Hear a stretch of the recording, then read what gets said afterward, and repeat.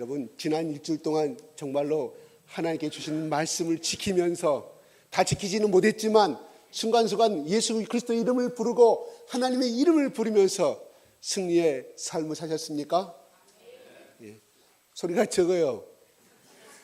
소리가 적습니다. 제가 말하는 것은 100가지를 다 말하는 것이 아니에요. 99가지 못 지켰어도 단 아버지 하나님 이 한 가지 말씀만은 내가 지키도록 노력하였습니다. 다른 것은 다 못했는데 이거 하나만큼 작은 선행을 하였습니다. 누구의 근거에서? 예수의 말씀에 근거해서 내가 이것을 행하였습니다. 그런 사람 다 같이 아멘 하시면 되는 거예요. 아멘이십니까? 네, 그럼 되는 거예요. 우리가 어떻게 100가지 말씀 다 지킬 수 있어요? 저는 한 가지 말씀만을 갖고 이야기하는 거예요. 그래서 우리가 할 말 없을 때, 제가 예전에 그런 예배 시간 때 그런 말한 적이 나는데요. 제가 할 말이 없을 때는 하나님께 그렇게 이야기합니다. 하나님 아시죠? 제가 인천 살 때 그 부평역 앞에서 수많은 이 30명 예수 그리스도를 비난하고 예수 그리스도를 요구하는 그 사람들 30대 1로 내가 싸웠던 것 하나님 기억하시죠? 저는 하나님 그것이라도 저는 봐주십시오. 다른 예수 그리스도 믿는 사람 다 그냥 쳤지만은 아버지 하나님 제가 의가 됐든 제 혈기가 됐든 간에 아버지 그들의 유업에 내가 굴복하지 아니하고 그들 앞에서 예수 그리스도 이름을 위하여 싸웠던 것을 기억하십시오. 저는 그렇게 그거 하나 갖고 기도했어요. 할 말 없을 때. 하나님 그거 기억하신다는 거예요. 예, 저는 그래서 물론 100가지 다 지키면 얼마나 좋습니까? 그럼 예수님 말씀 필요 없어요. 예배 시간 필요 없습니다. 어떻게 100가지 다 지키는데 예배 시간 필요 있어요? 성경 볼 것도 필요 없습니다. 그러나 하나님은 우리가 예수님께서 우리에게 말씀하시면 너희 인간들이 제약된 본성을 가지고 있고 육신을 입고 있기 때문에 어쩔 수가 없다는 사실을 알고 있기 때문에 그것까지도 나머지 지키지 못한 99가지 다 십자가에 짊어지시고 십자가에서 2000년 전에 해결하셨다는 사실이에요.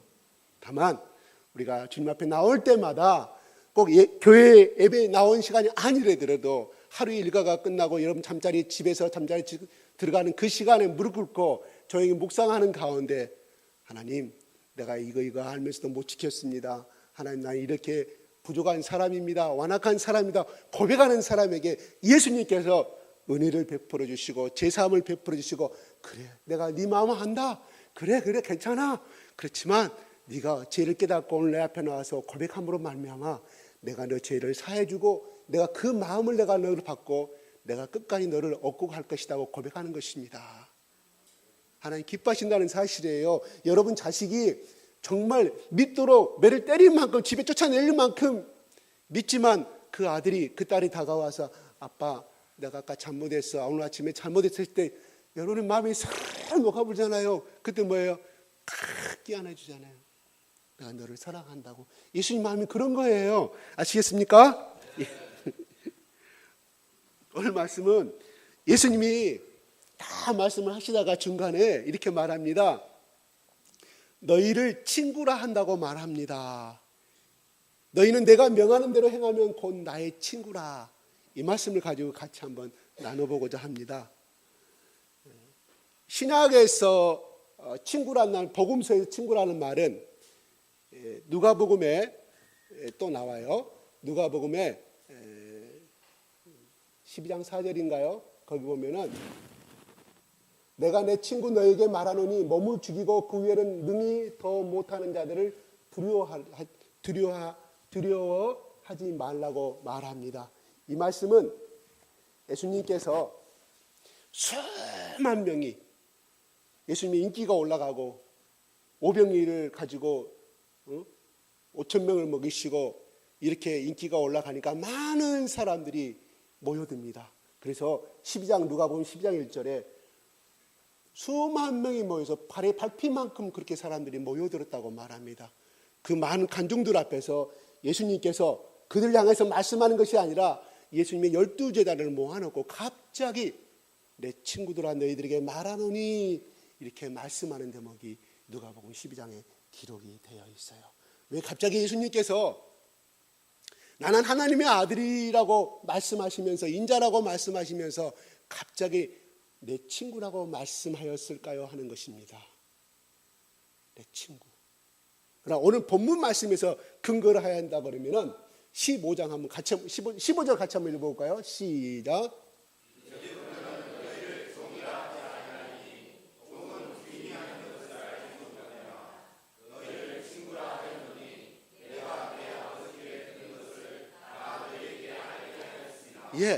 후반절에 내가 아버지께 들은 것을 다 너에게 알게 하였습니다. 내가 너희를 친구로 하는 이유는 내가 아버지께서 나에게 가르치신 모든 것을, 하늘의 모든 비밀을 너에게 다 폭로했다. 너희들이 다 내 모든 것을, 내가 알고 있는 모든 것을 너희들에게 비밀을 가르쳐 줬다는 그 의미로 그 말씀을 하시면서 친구라고 말씀하는 거예요. 그러면 여기서 이 말씀, 요한복음 15절 말씀을 근거로 하게 된다고 하면은 뭐예요? 친구는 비밀이 없다는 것입니다. 더 이상 너에게 이제 내가 감춘 보물이 없고 비밀이 없다. 다 모든 것을 아버지에 대해서, 아버지께 나에게 가르친 천국의 비밀과 모든 세상에 돌아가는 것을 너희에게 말하였다고 말합니다. 다시 말해서 너희에게 더 이상 내가 감출 것도 없고 더 이상 가르칠 것도 없다. 더 학대해서 해석하면 그렇다는 말입니다. 자, 우리가 친구라는 정의가 무엇일까요? 친구, 그래요. 친할 진짜 오래된 구자. 그래서 오래된 친구를, 오래 친한 사람을 말합니다. 한국 사람들의 친구의 정의가 무엇일까요? 같은 동네에서 자라서 나이가 같아야 합니다. 친구예요. 나보다 한 살이 위에면 친구 아닙니다. 언니나 동생입니다. 형님입니다. 이게 친구의 개념이에요. 국어사전의 친구라는 개념은 친한 벗이라고 설명하고 있더라고요. 국어사전에. 그래서 한국적인 친구 개념은 나이가 같고 같이 어릴 때 동네에서 더 자랐으면 친구가 되겠죠. 그래서 우리는 사투리로 깨벽장의 친구라고 말합니다. 그 이유가 뭐예요? 그 의미가 어릴 때 그냥 옷 다 하나도 걸치지 않고 같이 그 냇가에서 목욕하고 고기 잡던 그 시절부터 같이 자랐기 때문에 그런 표현을 하는 겁니다. 아주 정감 있는 친구의 개념이죠. 중국에서 친구의 개념은 뭐냐면 한자로 그대로 읽으면 붕우입니다. 붕우. 그래서 우리 중학교 시간에 공자가 그 말한 말 우리 배웠잖아요. 친한 친구가, 멀리 사는 친한 친구가 나를 찾아오면 얼마나 그런 말씀이 있죠. 붕우유신이라는 말 나오죠. 자, 근데 중국 사람들의 친구라는 개념은 나이가 아닙니다. 나이를 떠나요. 나이 관계없이 조금만 안다고 하면 그냥 친구로 소개합니다. 그래서 붕우를 폭료라고 표현해요. 중국말로 폭료예요. 그래서 예전에 제가 이런 말씀을 한지 모르겠어요. 수영장 다니면서 제가 중학교 2학년 중국 학생을 알게 됐어요.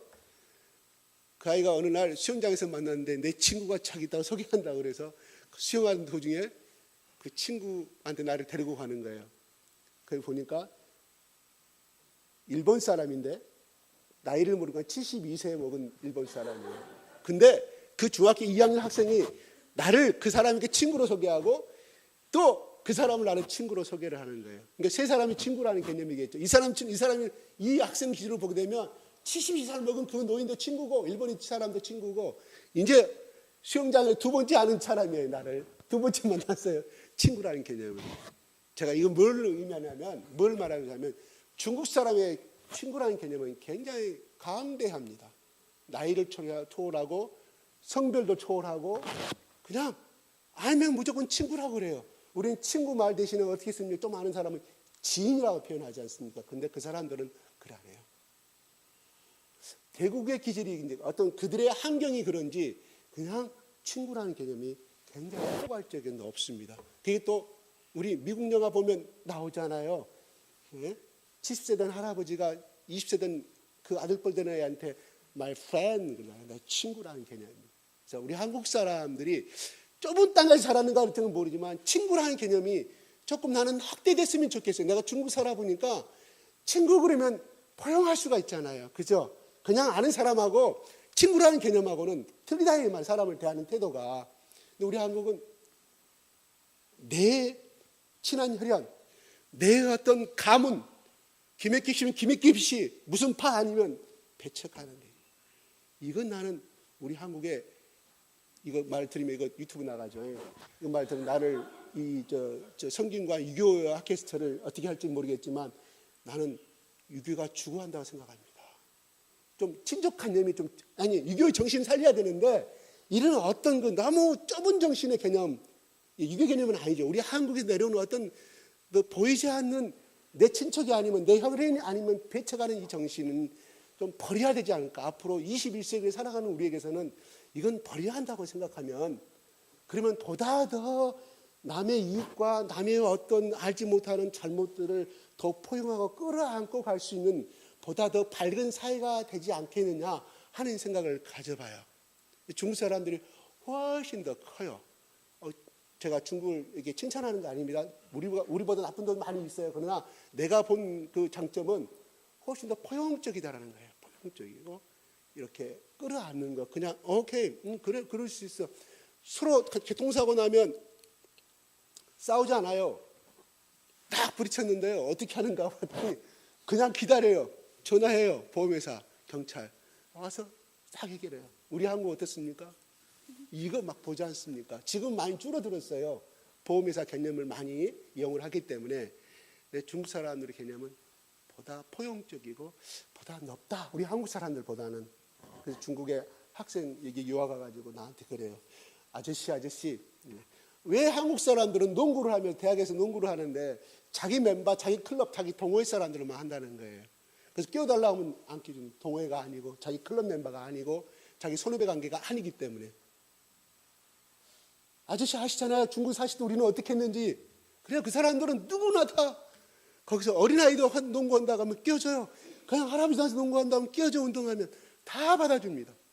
우리 한국은 너무 기준이 너무 협소하고 너무 배타적이다.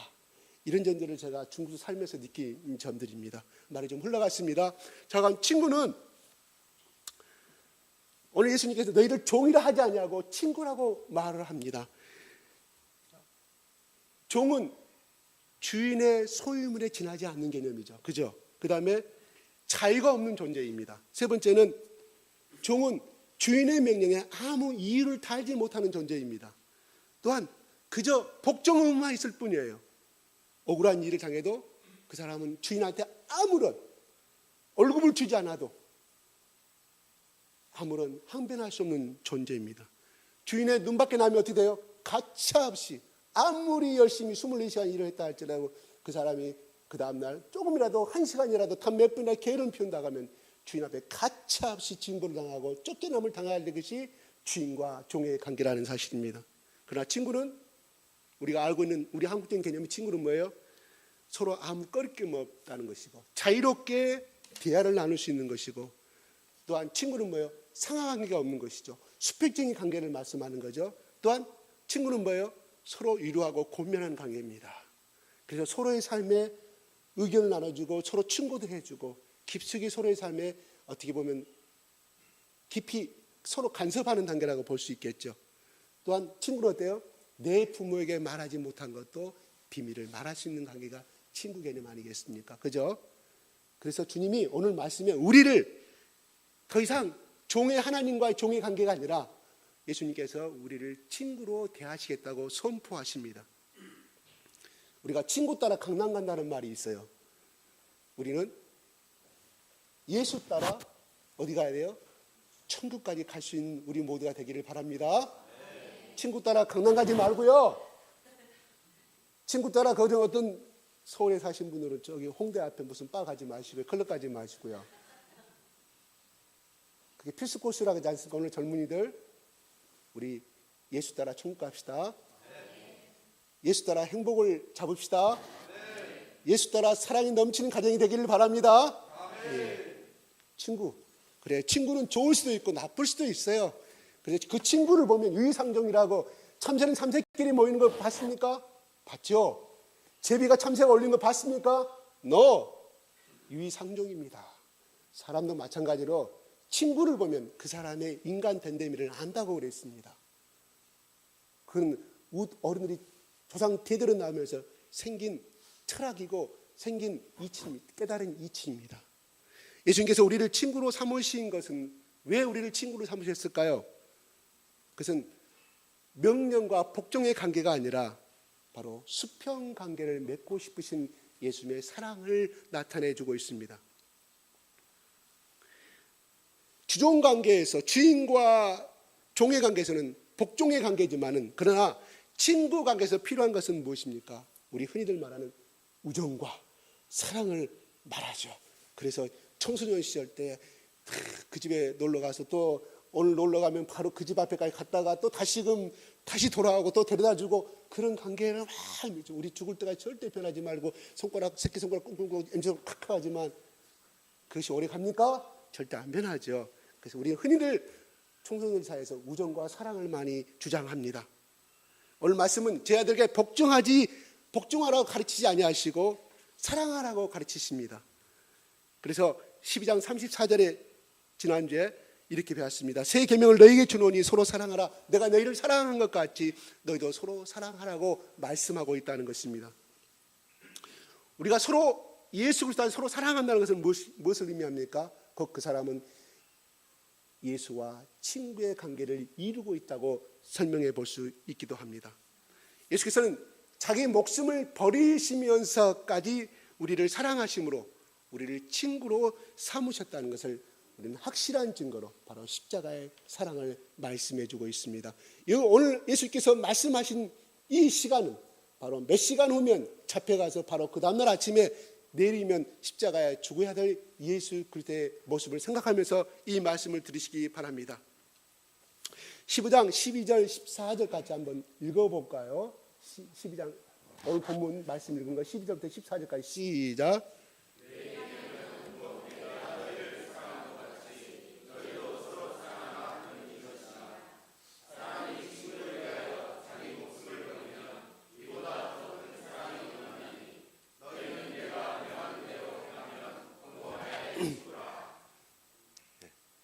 좋은 친구를 가까이 하면은 좋은 사람이 될 수밖에 없습니다. 그러나 나쁜 친구하고 가까이 하면 자연히 그 영향을 미치게끔 되어 있는 것이 우리의 삶의 이치고 그렇습니다. 그래서 부모들이 학교에 가서 친구를 사귈 때 좋은 친구를 사귀라는 이유가 바로 그것입니다. 우리 인생과 신앙의 가장 좋은 친구는 우리는 바로 예수 그리스도이십니다. 본문은 바로 그것을 우리에게 가르쳐주고 있습니다. 주님은 제자들을 향해서 친구라고 말씀합니다. 이것은 그 당시 2000년 전에 12제자에게만 해당되는 것이 아니라 모든 세대의 사람들에게도 예수님의 친구가 될 수 있음을 말씀하고 있다는 것입니다. 우리는 예수 그리스도의 십자가의 사랑을 믿고 예수의 십자가의 용서와 보혈의 은혜를 갖고 있는 사람은 바로 그 예수가 나의 주님이시면서도 나의 친구가 되시고 변함없는 좋은 친구임을 고백하게 됩니다. 그렇다면 예수님이 나의 좋은 친구가 되는 것일까요? 예수님이 나의 친구라는 것에 주는 교훈은 무엇일까요? 한번 생각해 봅니다. 예수님은 지난주 15장 말씀에 포도나무의 비유에 관한 말씀을 하셨습니다. 하나님은 농부이시고 나는 참 포도나무이고 너희는 가지라고 말씀했습니다. 그러면서 포도나무 열매와 가시를 맺는 것이 얼마나 중요한 것인가를 강조했습니다. 본문에서 또한 친구를 언급하십니다. 친구는 그 자체가 친밀감을 말해주고 있습니다. 주님은 제자를 당신의 친구라고 말씀하시면서 친밀함을 나타내주고 있습니다. 친밀함이란 가까이함을 의미합니다. 가까운 관계를 말합니다. 친구로서의 주님은 우리를 가까이 한다는 것이 바로 친밀함을 의미하고 있습니다. 하나님은 인간을 친밀한 존재로 만드셨습니다. 그 말이 무슨 뜻일까요? 처음으로 하나님께서 아담과 이브를 만드신 것도 하나님과 날마다 만나서 대화를 나누는 친밀한 관계였습니다. 그래서 아담아 부르지 않아도 아담은 하나님이 오시는 그 느낌만 봐도 그는 달려가서 하나님과 대화를 하는 관계였고 또한 하나님은 언제든지 아담과의 그러한 대화를 아침 저녁으로 나누는 관계였다는 것입니다. 그러나 멀어 친밀 관계의 정반대적인 현상이 나타나게 된 것은 바로 아담이 죄를 짓고 에덴 동산에서 쫓겨나면서 거리가 생기셨습니다. 그래서 인간의 힘으로는 이제 도저히 하나님께 가까이 갈 수 없으며 건널 수 없는 깊은 골이 생겼다는 것입니다. 바로 하나님과 인간의 이런 관계를 거리를 좁혀주시기 위해서 바로 예수 그리스도가 오셨다는 것입니다. 그래서 예수님은 십자가에 죽으셨고 또한 우리를 위해 물과 피를 흘리시면서 십자가에서 돌아가셨습니다. 그 주님의 보배로운 피가 하나님과 우리를 가까이 하게 되는 촉매제의 역할을 하였다는 사실입니다. 그래서 에베소서 2장 12절 13절에 이렇게 말합니다. 이제는 전에 멀리 있던 너희가 그리스도 예수 그리스도 안에서 그리스도의 피로 가까워졌느니라고 말씀하여 주고 있습니다. 너희들은 과거에 하나님 앞에 예인이었고 배척받은 사람이었지만 이제는 예수 그리스도의 피로 가까운 사이가 됐다고 성경은 우리에게 말씀하고 있습니다. 하나님은 우리와 가까이 하기를 원하십니다. 그래서 우리를 친구로 부르시기를 원하십니다. 하나님은 모세와 친밀하셨고 아브라함과도 가까이 하셨던 것을 우리는 창세기와 출애굽을 통해서 잘 알 수가 있습니다. 하나님은 오늘날 우리를 대하실 때 친구로 대하기를 원하신다는 사실입니다.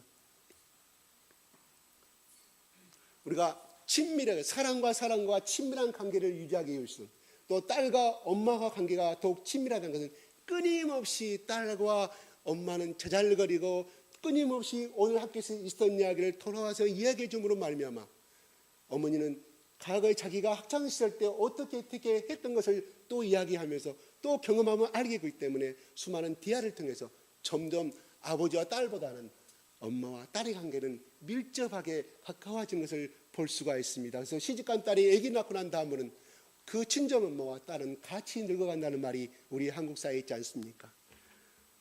우리가 하나님과 친밀한 관계가 되기 위해서는 우리가 가장 잘 아는 것처럼 기도와 예배와 말씀을 통해서만이 우리는 가까이 할 수가 있다는 사실입니다. 개인적으로는 내가 혼자 골방에 있을 때 끊임없이 기도를 통하여서 내 오남을 이야기하고 내 억울함을 이야기하고 내 가정 형편을 이야기하는 가운데 그 사람은 하나님과의 뗄리와 뗄 수 없는 부녀지간이 된다는 사실입니다. 바로 그것이 친구로 부르시고 하나님께서 친밀하게 원하시는 하나님의 뜻이라는 것입니다. 또한 그 사람은 그것이 복을 받는 길이라는 것입니다. 시편 저자는 이렇게 말합니다. 시편 73편 28절에 하나님을 가까이함이 내게 복이라고 말합니다. 뭐라고요? 네, 내게 복입니다. 주님은 나의 좋은 친구입니다. 나와 늘 가까이 하기를 기뻐하신다는 것입니다. 주님은 우리에게 주시는 교훈은 친구라는 교훈 중에서는 신뢰감을 말합니다. 11절에 같이 한번 읽어볼까요? 시작.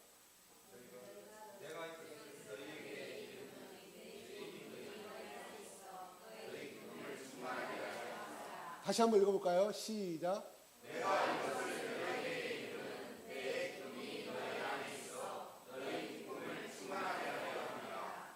예, 주님의 기쁨을 우리 안에 있게 하고 우리의 기쁨을 충만하게 한다고 말씀합니다. 여기서 말하는 기쁨이라는 것은 믿음을 전제로 한 기쁨입니다. 다시 말해서 신뢰를 바탕으로 하는 기쁨이라는 말입니다. 당시 상황을 한번 생각해 보겠습니다. 어떻게 해서 이 기쁨이 생겨날 수 있을까요? 주님은 십자가에 돌아가시고 제 아들의 곁을 떠나게 됩니다. 이젠 기쁨이 아니라 슬픔입니다. 아픔입니다. 그럼에도 불구하고 주님은 기쁨을 말씀하십니다. 여기서 말하는 기쁨이라는 것은 말씀에 대한 전적인 신뢰와 확신이 주는 기쁨이라는 것입니다. 친구로서 주님은 바로 이런 신뢰감을 주고 또한 제자들도 주님을 신뢰하는 기쁨이 충만케 하고자 그 사실을 알려준다는 사실입니다. 다시 말씀드려서 예수 그리스도를 십자가에 돌아가신 그 예수의 사랑을 믿고 그 죄의 사함을 믿는 자에게는 그 속에는 기쁨이 솟을 수밖에 없고 또한 예수 그리스도의 말씀을 지키는 자는 그 사람 속에 기쁨이 넘칠 수밖에 없다는 사실입니다. 예수님께서 살아생전에 말씀하신 것처럼 누구든지 5리를 가고는 10리를 가고 누가 겉옷은 달고는 속옷까지 주라고 말씀하실 때 오는 그 말씀을 실현하였을 때 실천하였을 때 순종하였을 때 그 오는 기쁨은 이루 말할 수가 없다는 사실입니다. 그래서 우리는 흔히 말합니다. 받는 것보다 주는 것이 더 기쁘다고 더 행복한 자라고 말씀하였습니다. 여러분들이 애원 다니고 또한 학동에 여러분을 봉사하고 다닐 때 한 번은 가기 싫을 때는 억지로 갔지만 돌아오는 기쁨의 발걸음은 얼마나 여러분 마음 가운데 뿌듯함과 기쁨이 넣든 여러분 스스로 경험하였을 것입니다. 바로 그것을 의미합니다. 인간관계에서 가장 중요한 것은 신뢰입니다. 어떤 조직에서 윗상사로부터, 그 사장으로부터, 그 어떤 회장으로부터 그 사람은 신뢰를 받지 못하면 그 사람은 승진하는 것은 포기해야 됩니다. 부부 사이도 마찬가지입니다. 부부가 서로 믿지 못하면 그때부터 금이 가고 아웅다웅 문제가 생깁니다.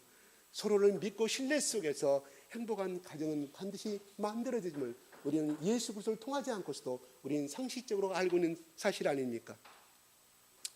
그런데 이런 모든 관계보다 가장 신뢰감이 필요한 것이 바로 친구 사이라는 것입니다. 친구와는 비밀스러운 이야기도 나누기 때문입니다. 부부관계는 비밀스러운 이야기는 하지 못할 때가 참으로 많이 있습니다. 그러나 아내가 자기 친구에게 말하고 남편도 자기 친구에게 말함으로써 그 고민을 해결하고 또한 그 토론 속에서 그 고백 속에서 새로운 문제점을 해결함으로 인하여 서로 다시금 부부관계 회복되는 것을 우리는 많이 바라보게 됩니다. 부모에게 하지 못할 말도 사랑하는 내 연인에게는 하지 못할 말도 친구에게는 할 수 있다는 사실입니다. 이처럼 친구에게 비밀까지 털어놓는 이유가 무엇일까요? 바로 신뢰하기 때문입니다. 내 이 고백을, 부끄러운 이 고백을 내 친구는 비밀을 지켜주고 또한 이 문제를 같이 짐을 져주고 내가 이 고민을 내 친구는 해줄 것이라는 믿음이 있기 때문에 그 고백을 말하는 거 아니겠습니까? 절친한 친구일수록 신뢰가 중요합니다. 믿지 못한다면 더 이상 그 친구는 나에게 고백하지 아니할 것입니다. 좋은 친구는 서로에게 깊은 신뢰감이 있을 때 형성된다는 사실입니다. 힘들 때 위로가 되고 어릴 때 도움이 되고 내가 힘들고 애로울 때도 찾는 것이 친구와 개념 아니겠습니까? 어느 단체에서 친구라는 공모를 했어요. 친구의 정의가 무엇인가? 그래서 친구라는 정의를 잘 아는 사람에게 상금을 주는 그런 것이 있었던가 봐요. 그래서 어떤 사람이 이렇게 편지를 보냈습니다. 기쁨은 고배주고 고통은 나눠 갖는 사람이다. 또한 어떤 사람이 이렇게 말했다 합니다. 나의 침묵을 이해하는 사람. 또 어떤 사람은 언제든지 만나도 싫지 않은 사람이 친구다. 또 어떤 사람은 나에게 진심으로 충고해 주는 사람이 친구다고 정의를 했어요. 그런데 거기에 1등으로 당첨된 그 친구의 정의를 한 사람이 이렇습니다. 친구란 온 세상이 다 내 곁을 떠났을 때 나를 찾아오는 사람이다. 그 사람이 1등을 받았다는 이야기가 있습니다. 모두가 나를 떠나서 세상에 나 혼자라는 그 고독을 느끼고 있을 때 바로 모든 세상이 나를 버렸을 때 나를 찾아오는 사람이 친구라는 사실입니다. 친구는 결국 신뢰감으로 평생 함께감을 말합니다. 바로 우리 주님께서는 우리에게 이와 같은 친구의 은혜를 주신다는 사실입니다. 우리 주님은 내가 힘들 때 위로가 되시고 내가 힘들 때 큰 도움이 되시며 애로울 때 내 곁을 지키시는 분이 우리 주 예수 그리스도이신 줄 믿습니다. 내가 지치고 내가 가까이 하고 싶을 때 내 손을 잡아주신 그분이 바로 예수 그리스도라는 사실입니다. 주님이 이렇게 나에게 신뢰감을 주는 것처럼 나도 주님께 믿음직스러운 좋은 친구가 되어야 하는 것이 또한 서로의 상호 의무가 되지 않겠습니까? 하나님을 배반하지 않아야 되고 주님을 아프게 하지 않아야 되고 그러므로 이래서 나는 주님의 좋은 친구인지 돌아볼 수 있다는 사실입니다. 또한 친구는 나에게 가장 영향력을 미치는 사람입니다. 본문은 친구로서 예수님이 보인 놀라운 은혜를 보여주십니다. 그것을 두 가지로 설명합니다. 12절 같이 한번 다시 한번 읽어보겠습니다. 12절 시작.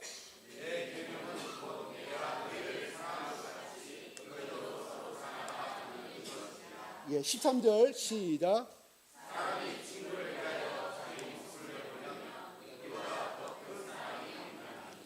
12절은 사랑을 말씀해주고 있습니다. 13절은 희생을 말씀해주고 있습니다. 주님은 이렇게 친구인 제자들을 향하여서 이렇게 다가오셨다는 것입니다.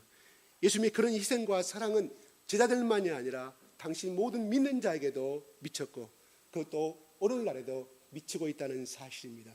예수 그리스도 살아생전에 그들 앞에서 본을 보이셨고 그들 앞에서 사랑을 하셨고 그들 앞에서 마지막 골고다 언덕에 보이는 십자가의 사랑을 보여줌으로 인하여서 남은 11제자와 500인의 제자들에게 절대적인 영향력을 미쳤다는 것입니다. 바로 친구는 바로 나에게 나의 인생에 가장 전환점을 주고 나에게 절대적인 인생 가운데 영향력을 미친다는 것이 예수 그리스도의 친구의 정의의 개념입니다.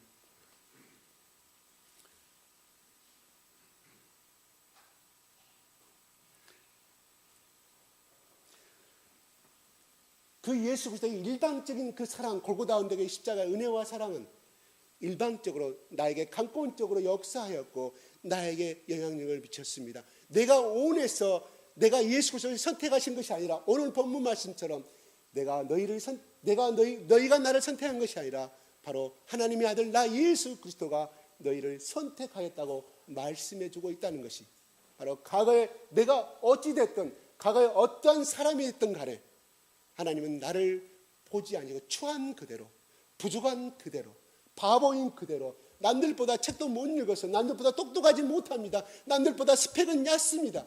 그러나 그러함에도 불구하고 그냥 하나님이 일방적으로 그냥 선택하셨다는 것입니다. 무엇을 의미할까요? 나의 조건과 나의 외모와 나의 현 상태를 보지 아니하시고 하나님이 태초부터 예정하신 그 뜻대로 나를 선택하시던 그 사랑이 바로 이것이 은혜이고 사랑이라는 사실입니다. 그러한 못난 나를 부족한 나를 선택하여서 오늘날 나를 이렇게 변화시키시고 바로 세상 어느 누구보다도 가치 있는 존재감이 있는 사람으로 나를 만드시고 변화시키고 있다는 이 사실을 믿는 자만이 우리는 누구 앞에서도 당당할 수가 있으며 누구 앞에서도 예수님이 나의 아버지시며 예수님이 나의 친구라고 당당하게 말할 수 있다는 사실입니다. 그러므로 우리는 이 영향력을 가지신 분은 누구십니까? 바로 예수님입니다. 예수님은 누구입니까? 바로 하나님의 아들입니다. 하나님과 같이 천지를 만드시고 창조하신 분이십니다. 그러므로 말미암아 내 안에 이 위대한 예수 그리스도가 말씀으로 성령은 우리 가운데 가신 분을 말미암아 우리는 비록 거지 같은 옷을 입었다 할지라도 남는 옷을 입었다 할지라도 예물을 뜯었다 할지라도 우리는 누구 앞에서든지 예수 그리스도가 가지신 이 하늘과 땅을 가진 그 권세를 가지고 우리는 누구 앞에서든지 굴하지 아니하고 그들을 향해서 예수 그리스도의 이름으로 축복해 줄 수 있으며 예수 그리스도의 이름으로 우리는 승리할 수가 있다는 사실입니다. 우리가 이러한 자기의 존재감을 갖지 않은 이상 이러한 존재감을 갖고 있는 인생은 결코 나물 앞에 비굴하지 않습니다. 사랑은 동냥하는 것이 아닙니다. 사랑은 그저 뭐 해달라는 것이 아닙니다. 예수의 사랑을 내가 가지고 있는 사람은 누구든 당당 앞에 우리는 축복권을 가지고 있으며 그 사람을 향하여서 우리는 예수 그리스도의 이름으로 귀신을 쫓아낼 수가 있으며 예수 그리스도의 이름으로 우리는 한없는 복을 줄 수 있는 축복권을 하나님의 아들 복의 근원의 자격을 갖고 있는 사람임을 믿으시기 바랍니다. 당당하십시오. 내가 비록 직업이 남들 앞에서 그렇게 떳떳한 직업이 아니라 할지라도 하나님은 그거하고 따지지 않습니다. 천국 가는데 너는 이 직업을 가지고 너는 대통령이 됐기 때문에 너는 이렇게 가고 하나님은 그런 하나님이 아니십니다. 내 뭐가 어떻게 됐든 간에 예수 그리스도가 내 안에 계심으로 말미암아 나는 하나님의 아들이고 예수 그리스도 자녀가 되신 그 자녀 그 당당함을 가지고 외치십시오. 복을 주십시오. 복을 빌어주십시오. 그 복을 받지 아니하면 그 복이 나에게 돌아온 줄로 믿습니다. 우리가 그런 기분으로 이 세상 살아가는 거 아니겠습니까? 그런 자신감으로 예수 그리스도를 믿고 살아가는 거 아니겠어요? 그런 거 없으면 어떻게 예수 믿겠습니까? 당당하게 삽시다 우리. 예.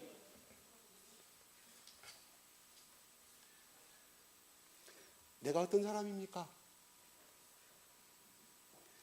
나는 믿을 수 없는 사람입니다. 나는 주님께 가까이 올 수 없는 사람입니다. 그러나 그 예수님께서 나를 있는 그대로 나를 타다지 아니하시고 나에게 찾아오셔서 나를 존귀한 존재로 만드셨다는 사실입니다. 야곱이 사기꾼이다, 속이는 자라고 하나님이 말씀하십니까? 창세기 27장, 28장, 29장, 30절에 야곱 보고 하나님이 손가락질하는 거 봤습니까? 너의 야곱아 어떻게 예수의 축복을 이렇게 팥죽한 거라서 네가 정치하고 너의 아버지를 속였냐고 야곱에게 말합니까? 그 대목이 한마디 나오지 아니합니다. 야곱이 하나님께서 야곱을 선택하셨기에 내가 하나님이라면 너는 에서를 선택합니다. 그러나 하나님이 야곱을 선택했습니다. 남자답지 못한 남자, 엄마 치마자락에서 그냥 밖에도 못 나가는 남자, 사냥도 하지 못하는 남자, 하나님은 야곱을 선택했어요. 하나님 야곱을 선택해서 그렇게 그 사람의 결정한 대로 하나님께서 보시고 그가 다만 어려움에 빠졌을 거 두려움 가운데 빠졌을 때 야곱아 네가 왜 두려워하느냐? 네가 현재 잠자는 곳이 곧 내가 약속한 땅이고 네가 다시금 이 땅으로 돌아오게 될 것이며 네가 거부가 돼서 이 땅에 돌아오게 될 것이다. 바로 다시 돌아올 때까지 내가 너를 지키고 함께 하겠다고 하나님이 약속하신 거 아니겠습니까? 바로 우리에게도 말씀합니다. 우리에게 왜 너는 내가 이미 너를 정죄한 자로 만들었는데 왜 지금도 가슴 움츠리고 다니느냐? 애째째게 다니느냐? 하나님의 자녀답게 당당하게 어깨 펴고 다니라고 우리에게 말씀합니다. 왜? 하늘과 땅의 주인이 누굽니까? 나의 아버지 하나님이시기 때문입니다. 제가 자주 예를 드리지만 삼성의 이건희 회장 여러분의 아버지라고 하면 여러분들 매일매일 다닐 때 어떻게 다니겠어요? 그렇게 다니라는 것입니다. 이건희 회장 아무것도 아니에요. 그건 위대한 사람이죠. 아무것도 아니라 위대한 사람이죠. 업적을 위대한 냈기 때문에. 그러나 하나님 앞에서는 아무것도 아니라는 뜻이에요. 우리가 평범한 인간에 지나지 아니합니다. 나는 그분이 예수 믿었으면 좋겠습니다. 그분 개인 자택에는 큰 불상도 있고 석탑도 있고 그러는데 참 그런 거 볼 때마다 참 그분이 예수를 믿고 참 죽기 전에 숨 마지막 넘어가기 전에 예수 그리스도를 믿고 간다면 하나님께 큰 기쁨이 영광이 될 줄 아는데 그건 내 개인적인 생각인지 모르겠습니다. 예, 좋습니다. 예수님은 예수의 십자가의 사랑과 희생으로 우리를 존귀한 사람으로 만드셨고 그 십자가의 사랑이 2000년에 흘리신 그 보혈의 피의 십자가의 사랑이 오늘날 우리에게도 끊임없이 영향력을 미치고 있다는 사실입니다.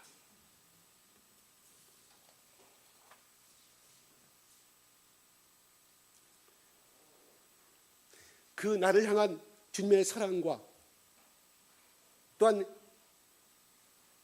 예수님께서 죽지 아니하셨다고 하면 예수님께서 골고다 언덕의 그 십자가는 바로 내가 죽어야 할 곳이었습니다. 또한 그러나 예수님은 나를 대신하여서 그 골고다 언덕의 십자가에서 대신 피 흘려 죽었습니다. 이것은 나를 향한 주님의 사랑이요 주님의 일방적인 은혜요 희생이라는 것입니다. 우리는 이 사랑을 받았다는 사실입니다. 어떤 국민일보에 이렇게 기사가 한번 났더라고요. 몇 년 전 이야기입니다. 나는 우리 한국은 애국의 선교사들로부터 사랑의 빚을 진 자입니다. 그러므로 우리 한국 국민은 우리 한국의 백성들은 이 빚을 갚아야 할 의무가 있습니다. 사랑의 채무가 있습니다. 그래서 자기는 이 길을 가야 합니다. 하고 하는 어떤 인터뷰의 기사가 났습니다. 그분은 네팔로 갔습니다. 춘천에서 병원 원장하는 의사분인데 그는 젊은 날 때부터 언젠가는 자기는 선교사로 떠나야 한다는 그런 마음을 가지고 있던 분인데 그 병원도 덮고 다 클로스하고 네팔에 가서 봉사를 하는데 네팔 환자들을 기다렸지만 오지를 않는 거예요. 왜? 올라면 산을 넘고 물을 건너서 일주일, 2주일 걸리기 때문에 교통편이 없고 그나마 거기는 다 에베레스트 산에 이렇게 히말라야 산맥에 다 계곡 아니겠습니까? 그래서 여러분이 생각합니다. 왕진 가방을 들고 그 먼 길을 5일, 7일간을 걸어서 그 산골에 가서 치료를 하는 가운데 때로는 힘들고 때로는 골짜기가 높으니까 굉장히 힘들듯 하지만 그가 이렇게 고백합니다. 나 같은 죄인도 이 예수 그리스도의 보혈의 십자가의 길을 이 고난의 길을 가게 하심을 너무나 감사합니다. 이 미천한 나를 하나님께서 부르시고 이 문까지 오셔서 이 죽어가는 영혼들을 향해서 치료하고 예수님처럼 그러한 사랑을 보답하는 이 길을 가게 하심이 나는 너무나 감사하고 너무나 은혜가 넘치다고 눈물로 고백합니다. 그는 다시 태어나도 나는 이 길을 가겠다고 그렇게 고백한 인터뷰의 기사를 제가 본 적이 있습니다. 참으로 위대한 인생입니다. 누가 그렇게 그 사람을 그러한 사람으로 만들었을까요? 누가 그렇게 영향력 있는 사람으로 만들었을까요?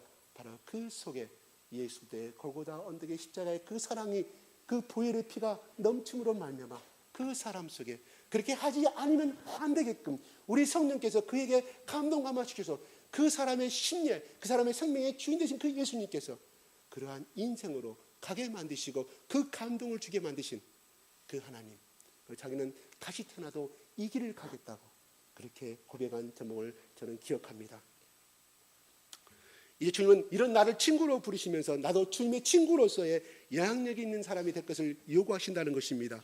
그래서 12절에 내가 말합니다. 내가 너희를 사랑하는 것 같이 너희도 서로 사랑하라. 너희는 내가 명하는 대로 행하면 곧 나의 친구라고 말합니다. 주님이 나를 친구로 삼으셨다는 것은 이제 나도 주님의 진실한 친구가 되어야 하지 않겠습니까? 주님의 친구가 되는 길은 단 한 가지라는 것입니다. 주님의 계명대로 행하는 것입니다. 아이고, 주님의 계명이 엄청나게 많은데 10계명도 있고 얼마나 많습니까? 내 교회도 출애굽기도 엄청나게 많은데 그 계명을 제가 어떻게 다 지킵니까? 바로 사랑하라는 말씀을 따라 살라는 것입니다. 사랑하면 모든 계명을 지키는 것이라고 말씀하고 있다는 사실입니다. 주님이 나에게 큰 영향을 준 것처럼 나도 세상 사람, 내 이웃, 내 주변의 사람들에게 영향을 끼치라는 말씀을 하고 있습니다. 내 삶의 현장에서 내가 선교 나가는 게, 애국 나가는 것, 꼭 선교사로 가는 것만이 그것은 하나님의 사명을 완수하는 길이 아닙니다. 내 삶의 현장에서 매일 만나는 사람이 바로 그리스도의 사랑으로 사랑하고 품어준다면 그 사람은 주님의 친구가 되며 바로 그 사람은 주님의 제자가 되는 자격이 주어진다는 사실입니다. 주님은 나를 친구 삼으셨지만 나는 주님의 친구가 아닙니다. 주님은 나를 향해서 친구라고 말씀하셨지만 나는 주님의 친구가 아니라는 것입니다. 무슨 말일까요? 내가 주님의 계명과 말씀을 실천할 때, 특히 사랑하라는 말씀을 행할 때 비로소 나는 주님의 친구가 될 자격이 얻어진다는 사실입니다. 주님의 말씀대로 살지 않으면 나는 아직 친구가 아니라는 것입니다. 참 사람도 아닙니다. 우리는 예수님이 나는 참 포도나무고 너희는 가지라고 말씀하셨던 것처럼 우리 스스로가 사랑의 열매를 절대로 맺을 수가 없습니다.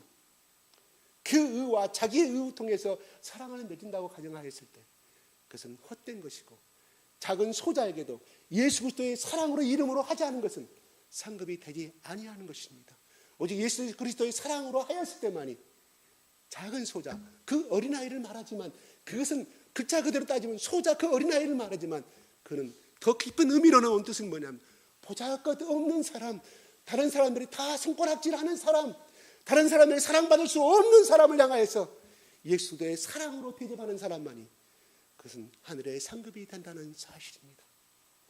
예수님께서는 우리는 친구하면 우리 이렇게 흔히들 말합니다. 동창들 모임에 가서 어디 모임에 가서 어느 개 모임 가서 그런다. 아, 이번에 국무총리는 이낙연 총리가 내 고향 사람이라고. 우리 친척이 누구라고? 아, 내 동창이라고 말합니다. 근데 학교 다닐 때 한 번도 말하지 않아요. 우리 형님이 북중 나왔거든요. 북송중학교. 이낙연 총리하고 중학교 동창입니다. 총리가 되자마자 그러더라고. 내 동창이라고. 형, 그 사람하고 이야기해봤어요? 아니, 한마디도 안 해봤다. 같은 반이었대요. 영광에서 고향인데요. 영광이 고향인데 그분이. 그리고 아침마다 항상 늦게 오고 통학버스 타고 버스 우당탕탕 그 버스 타고 비프장도로 오면 항상 학교 수업 시간 들어오면 이미 출석을 부르고 난 다음에 도착한다는 거예요. 얼마나 안 늦으려고 얼마나 열심히 뛰어오는지 그 옆에 가면 땀 냄새가 풀풀 났다는 거예요. 그만큼 우리 시대에 꼭 그 사람뿐만 아니라 다 그랬다는 거 아니겠습니까? 다 그렇게 가난하게 살았고 그래서 오늘날 어떻든 간에 그분이 공부를 열심히 높은 사람이 됐는데 이낙연 총리가 내 친구라고 내 동창이라고 하는 사람이 얼마나 많겠습니까? 네? 북중학교 같은 동창 사람들은 다 모이면서 아, 이낙연 내 친구의 동창이라고 말합니다. 그래요. 우리는 유명한 사람을 내 조금만 한다면 내 친척이고 동창이라고 말합니다. 내가 잘 아는 사람이라고 말합니다. 그러나 실제적으로 일을 부탁했을 때 아니 그냥 좀 아는 사람이야. 그러나 우리는 이름 없는 사람, 보잘것없는 직업을 향해 갖고 있는 사람을 향해서 내 친구라고 말하지 아니합니다. 그게 우리 인간의 본능이에요. 아, 누구 판사, 누구 회장 다 나 어릴 때 같은 개복장인 친구였어 말합니다. 그러나 세상 사람들이 손가락질하는 그 사람들 향해서 내 동창이라고 신문에 나왔는데 나쁜 살인범을 향해서 내 동창이라는 사람은 없을 것입니다. 내 친구라는 사람은 없을 것입니다. 우리 예수님은 살아생전에 마태 세리를 향해서 내 친구라고 했고 나는 죄인의 친구라고 했고 창기의 친구라고 했고 또한 아무도 상대해 주지 않은 사마리아 여인을 향해서 나의 친구라고 말씀하였습니다. 그게 인간과 하나님의 사랑이 다른 점입니다. 그러면 예수님께서 우리를 친구 삼으신 이유는 무엇일까요? 우리가 행복하게 살기만 원하신 건 물론 친구지만, 그러나 우리는 예수 그리스도의 친구의 은혜를 갚은 사람이면, 바로 그 영향력을 받은 사람이라고 하면 우리도 그 길을 가야 할 것입니다. 기도하겠습니다.